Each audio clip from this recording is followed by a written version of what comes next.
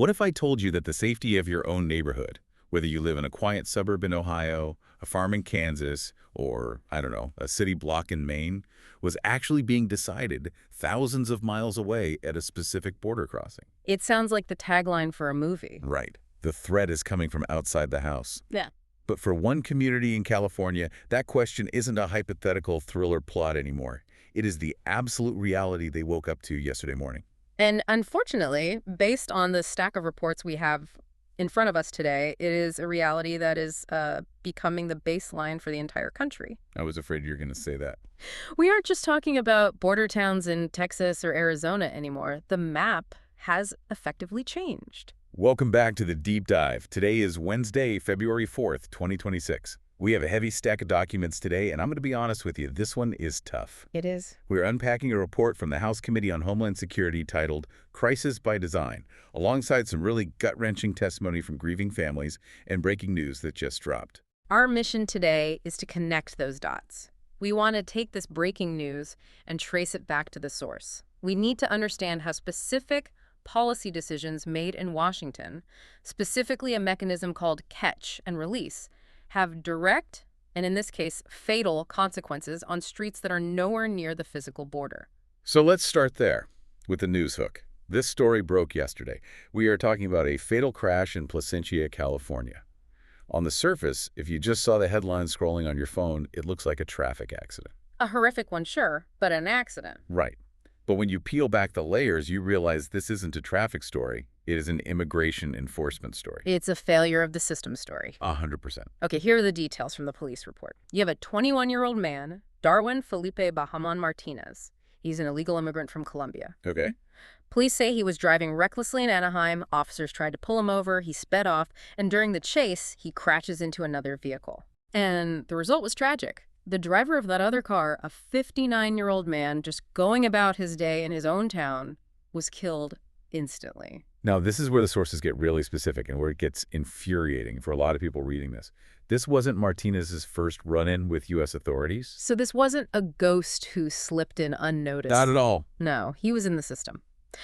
ICE confirmed that Martinez was caught entering the U.S. illegally near San Diego back in August 2023. Now, in a different era or under different policies, he might have been detained or removed Immediately. But under the policies of the Biden-Harris administration, he was processed, he was fingerprinted, and he was released into the United States. That is the catch and release policy we hear about, in action. He was caught, processed, and effectively told, go ahead. And ICE released a statement on this crash. It's incredibly direct. I saw that. They said, quote, if that hadn't happened, the innocent 59-year-old driver he allegedly killed may still be alive today. That is a devastating statement from a federal agency. It's rare to see them draw that straight line so publicly.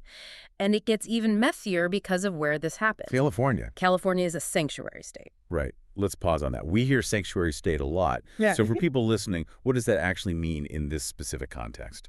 So ICE has lodged a detainer. Basically, it's a formal request to the local jail. It says, hey, we know you have this guy for the car crash. When you are done with him or if he makes bail, please hold him for us so we can come pick him up and deport him. But because it's California? Because of state sanctuary laws, local authorities aren't compelled to honor that request. They can legally ignore it. So you're saying if he makes bail on the vehicular manslaughter charge, he could just walk out? He could walk out the front door of the jail and be back on the street before ICE can get to him. That is a massive conflict. You have federal enforcement trying to grab him and state law basically blocking the exit. But I want to pivot back to the root cause. The accident is the result, but the cause, the reason he was here to begin with, is what the Crisis by Design report focuses on. Exactly. Martinez isn't a unicorn. He isn't a glitch in the matrix. When you read through these congressional reports and the victim testimonies, you realize this is a systemic outcome. And the phrase the report uses is, every state is a border state. It sounds like a campaign slogan, doesn't it? But the report argues it's a literal description of risk dispersion. How so? The argument is that when you release millions of people into the interior of the country, many without proper vetting, the border crisis doesn't stay at the border. It travels. It moves to Denver, to Chicago, to Placentia, California. It disperses the risk into every community. I was reading through the transcripts from the victim perspectives hearing, and I have to say it's heartbreaking stuff. These aren't just statistics in a government spreadsheet. No, these are families that have been completely destroyed. Who stood out to you in the testimony? There are so many, but the story of Jocelyn Nungare really hit me. She was only 12 years old. 12. 12. In Houston, Texas, two men, Venezuelan nationals, strangled her. And the kicker, they had been released into the U.S. shortly before the crime. And that's the pattern we see repeated in the sources. You also have the case of LaKyn Riley in Georgia, a nursing student out for a jog on her college campus, murdered by a Venezuelan national who was paroled into the country in 2022. Paroled. Keep that word in mind because I want us to do a deep dive on that term in a minute. It sounds official, like they earned it or something, but the sources suggest it's being used very differently now. Absolutely. It's a key piece of the puzzle. But before we get there, we have to talk about Kayla Hamilton. This one haunts me because it highlights a specific mechanical failure in the vetting. Kayla was 20, autistic, living in Maryland. She was raped and strangled. Right. And the killer was MS-13, a known gang member. So how did he get in? That's the thing. He entered the U.S. as an unaccompanied alien child, UAC. He was processed. He was placed. But the investigation revealed that authorities in the U.S. missed a crucial step. What was it? They didn't make a phone call to El Salvador? Wait, hold on. They just didn't call. Simply didn't call. If they had, the sources say they would have found out he had a known criminal history there. He wasn't a mystery. But the report describes the vetting process during this surge as a check-the-box exercise. So it's about speed, moving people through the line. It's about logistics. It's about moving bodies out of Border Patrol custody and into the interior as fast as possible to prevent overcrowding in the facilities. It's about optics. Don't let the camera see crowded holding cells. So because they were rushing to clear the backlog, essentially trying to keep the bad news off the TV screens, they let an MS-13 gang member into Maryland to kill a young woman. Precisely. And that is why the report titles itself Crisis by Design. The argument isn't that the system broke, it's that the system was altered to prioritize release over security. So these weren't people slipping through a hole in the fence? No! Yeah. These were people who walked through the front door, were handed paperwork by the U.S. government, and told, go ahead. Okay, we need to unpack this catch and release thing mechanically. We hear it on cable news constantly, but what does it actually look like? In plain English, catch and release is the operational practice where Border Patrol apprehends someone crossing illegally. They take their biometric data, fingerprints, photos, and then instead of holding them in a detention center until their asylum hearing, they release them into the community. And when is that court date? Next week. Next month. Try years. In some jurisdictions, court dates are being scheduled for 2031 or even 2035. You're not serious. Oh, I am. The backlog is massive. Millions of cases. So you are released, sometimes just on your own recognizance, and you are free to live, work, and move about the U.S. for half a decade or more before a judge even hears your claim. Has it always been this way? I feel like I remember hearing about Remain in Mexico a few years ago. That seemed like a totally different approach. That's the key contrast the report draws. Under the Trump administration, they implemented what was called the migrant protection protocols. Remain in Mexico, yeah. The rule was simple. If you claim asylum, you wait in Mexico for your court date. You don't get to enter the U.S. interior until a judge says yes. And the Biden-Harris administration ended that. On day one, they ended Remain in Mexico and, according to the GOP report, effectively gutted interior enforcement. The numbers really tell the story. Let's hear them. Back in fiscal year 2013, under the Obama administration, 91% of single adults and families were detained for at least some time. 91%, so almost everyone. Correct. By fiscal year 2021, under the Biden-Harris administration, that detention rate plummeted to 36%. And the default setting of the machine just flipped from detain to release. You mentioned parole earlier. When I hear parole, I think of a prisoner getting out of jail early for good behavior. How does that apply here? It's a great question because it's supposed to be a very narrow, specific tool. Under the law, parole is for emergency humanitarian reasons, like, say, someone needs urgent heart surgery they can't get in their home country, case by case. But the sources are saying that's not how it's being used now. No, Yeah. Not even close. The sources state that under the Biden-Harris administration, DHS recorded at least 2.6 million paroles. 2.6 million. That's not case by case. That's the population of Chicago. Exactly. It became a mass categorization tool. They created new programs like the CBP One app to essentially bypass the border backlog by just paroling hundreds of thousands of people in at a time. Critics in the report argued this is a massive abuse of executive power. And this is why we see things like the Ending Catch and Release Act being pushed in Congress. Right. Republicans want to close what they see as a loophole. They argue the administration is using parole to artificially lower the numbers of illegal crossings by simply making them legal via parole.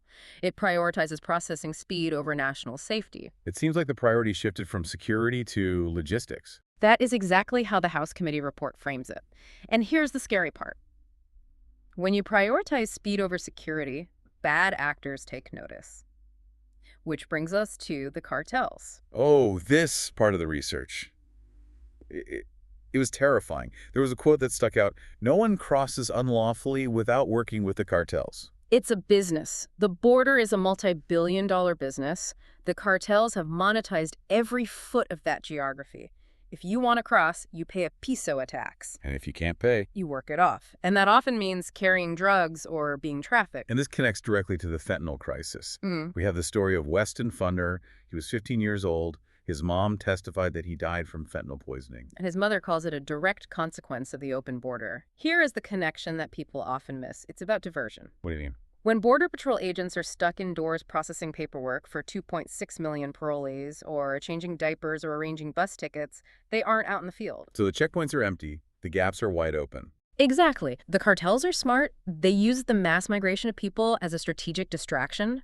They flood one zone with thousands of migrants who surrender and need to be processed. That ties up every available agent in that sector. And then 5 miles down the road, they run the fentanyl through the unguarded section. It's a diversion tactic. They are weaponizing the humanitarian crisis to facilitate drug smuggling. A very effective one, it seems. And it's not just drugs, it's national security threats. The terrorist watch list. I saw the number 99 in the report. Yes. The sources indicate that the Biden-Harris administration has released at least 99 illegal aliens who are on the terrorist watch list into the U.S. Wait, 99? These are people we know are bad news. Why would we ever release someone on a terror watch list? Well, sometimes it's incompetence, and sometimes it's the clean record problem. Look at the case of Jovokir Toev. He's a national from Uzbekistan. I read this. He was released because the database didn't show anything derogatory at the time, right? Correct. He was caught, ran through the U.S. database, nothing popped up, so they released him. Later, international intelligence caught up, and it was discovered he was wanted for connections to ISIS. So he was walking around in the U.S., potentially planning who knows what, while being an ISIS affiliate. Exactly. And the frightening question is, how many others are there? If the vetting is a check-the-box exercise, and we don't have good intelligence sharing with countries like Venezuela or China, who aren't exactly our best friends, we essentially have no idea who is walking in.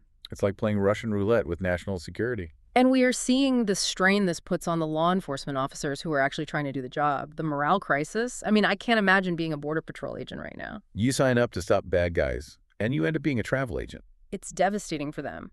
The report mentions that as of June 2024, 463 agents had been assaulted that fiscal year. Wow. That's more than one agent assaulted every single day. They are overwhelmed, unsupported, and in danger. And we haven't even talked about the gotaways. This is the category that keeps intelligence officials up at night. For sure.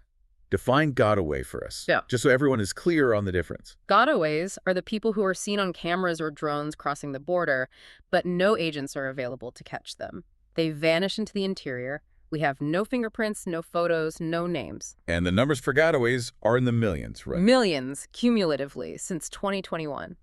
And you have to use logic here. If you are a terrorist or a violent criminal or a cartel enforcer, you aren't going to turn yourself in to ask for asylum. You know you might get flagged. You're going to be a gotaway. You're going to pay the extra money to the cartel to ensure you aren't caught. So the people surrendering are one problem, the logistical overload. But the people avoiding us are the nightmare scenario. Exactly. And that is why the title, Every Town a Border Town, resonates. Once a gotaway crosses that line in Arizona or Texas, they are on the interstate. They could be in your town in 48 hours. Which brings us back to where we started, Placentia, California. Darwin Felipe Bahaman Martinez. He wasn't a gotaway in the traditional sense. He was caught and released. but the result was the same. He was in the community, undervetted, and now a 59-year-old man is dead. And the family of that man joins the families of Jocelyn Nungaray, Lunkin Riley, Kayla Hamilton, Weston Funner. They are all victims of a policy choice. That's the hard part to swallow. It's not a natural disaster. It's a policy choice. The Crisis by Design report argues that the administration had a toolkit that worked. They had remain in Mexico, they had detention agreements, they had a structure that, while not perfect, discouraged illegal crossings. They dismantled it. And they replaced it with catch and release. They replaced it with a system where release is the default. And when you signal to the world that if you cross the border, you will be released into America to work and live for years, well, people will come. The cartels will advertise that service, and the numbers will skyrocket. So what does this all mean for the listener right now? Maybe they're driving to work, maybe they are at the gym. Why should they care if they live in, say, a quiet suburb in Ohio? Because the infrastructure of your community is absorbing this cost. It's not just the crime, though that is the most tragic part. It's the schools dealing with thousands of non-English speaking students overnight. It's the hospitals, like we saw in Yuma, Arizona, where NICU beds were full because of migrants delivering babies, forcing local citizens to travel hours for care. And that strain moves. It moves from Yuma to Denver to Chicago to New York. And to Placentia. The cost is financial, it is social, and tragically it is human. Oh. The argument from the conservative standpoint and the standpoint of this report is that a nation that cannot define and control its borders ceases to be a sovereign nation. You lose the ability to protect your citizens. And we are seeing that protection fail in real time. And despite the news hooks fading away, the policy remains. The catch and release loop continues. It does. So to recap, we've gone from a policy where over 90% of people were detained to one where mass release is the norm. We've seen the rise of fentanyl deaths linked to an open border.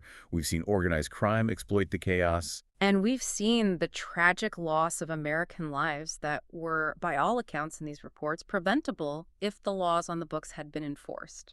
It is a lot to process. Yeah. But it's important to look at it squarely.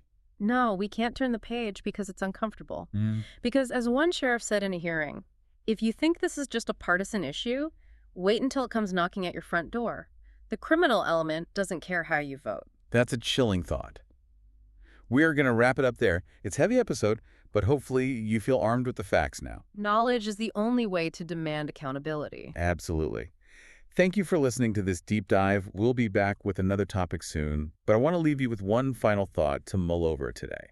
We've talked about the past and the present, but think about the future. Exactly. If the federal government knows, statistically knows, that catch and release is leading to violent crime in American neighborhoods, why hasn't the policy stopped? And is your town prepared for when the border crisis arrives at your doorstep? It's a question everyone needs to ask their local leaders. Stay safe out there. We'll see you next time.